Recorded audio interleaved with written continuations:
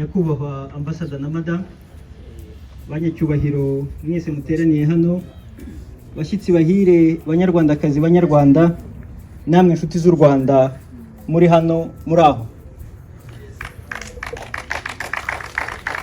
Mu izina ry'umuyobozi w'umuryango nyarwanda hano muri Poland utabashije kuboneka, haba naje muhagarariye nk'umwungirije. Amazina yanjye nitwa Ngarambe Ahmed. Nejejwe no kubaha ikaze muri iki gitaramo cyo kwizihiza umunsi w'umuganura muri uyu mwaka wa 2022. Nyakubahwa ambasada, banyacyubahiro mwese muteraniye hano, mu izina ry'abanyarwanda basaga 1000 n'imisago batuye muri Poland, tunejejwe no guhimbaza uyu munsi w'amateka udusubiza ku isoko y'umuco wacu. Ni iby'agaciro kandi gakomeye kwizihiza uyu munsi noneho dufite ambasade yacu, ari nayo mpamvu ngira ngo mumfashe dushimire ubuyobozi bukuru bw'igihugu cyacu budahwema gushakira u Rwanda n'abanyarwanda icyabateza imbere no kubatoza umuco wo guharanira kwigira. Mumfashe dushimire ubuyobozi bukuru bw'igihugu cyacu. Nyakubahwa ambasada, munyemerere mfate uyu mwanya noneho mbagaragarize uko umuryango nyarwanda uhagaze n'ibyo wantumye. Umuryango nyarwanda ubarizwa aha nkuko nabivuze haruguru, ubu urabarirwa mu 1000 n'imisago. Ndavuga imisago kuko buri munsi tugira abo twakira, hakagira n'abandi baba barangije baba baraje guhaha hano bakajya kuganuza ibyo baronse mu Rwanda. Bagiye bari mu miryango itandukanye, hari abanyeshuri, hari n'abakozi. Kandi abo bose bari naha bakaba bari mu matsinda atandukanye, mu miryango itandukanye bitewe n'imijyi bagiye batuyemo. Buri mujyi ukaba ufite abayobozi babiri bafasha komite guhuza ibikorwa by'umuryango nyarwanda muri buri mujyi, ndetse no gufasha abanyarwanda mu buzima bwabo bwa buri munsi.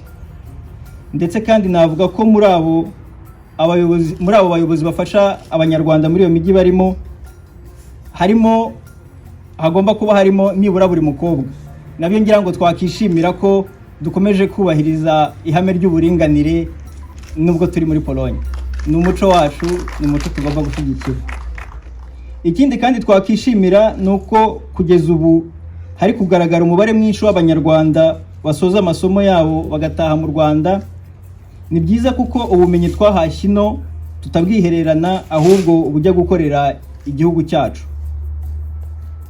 Mu rwego rwo gukomeza kubungabungwa umuco wacu, umuryango nyarwanda wa hano kuri ubu ufite itorero ndangamuco. Ngira ngo mbonereho umwanya nyakubahwa ambasada wo kubasaba kurishyigikira.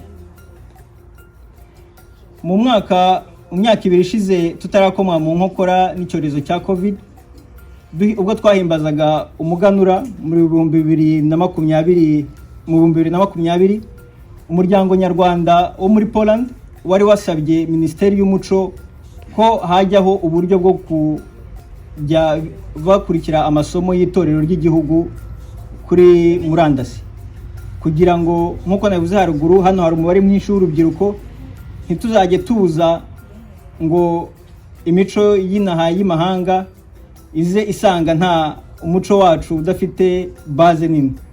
Nyakubahwa ambasada, mubitwemereye mukadufasha tukajya tubona ubwo buryo bwo gukurikira amasomo y'itorero ry'igihugu, urubyiruko ruri naha ndetse n'umuryango nyarwanda muri rusange bazishima. Nasoza mbashimira mwese abashyitsi mwaje hano, abanyarwanda mwaje kwifatanya n'umuryango nyarwanda, ndetse mukitaba n'ubutumire bwa nyakubahwa ambasada. Noneho kuri ubu ndagira ngo namwe banyarwanda mumfashe twizeze nyakubahwa ambasada, kubwo twabonye ambasade hafi yacu, nabo tuzajya tubashyigikira mu bikorwa byabo, ndetse hakazabaho ibikorwa byinshi bihuza umuryango nyarwanda. Murakoze cyane, murakarama, mukomeze mugubwe neza.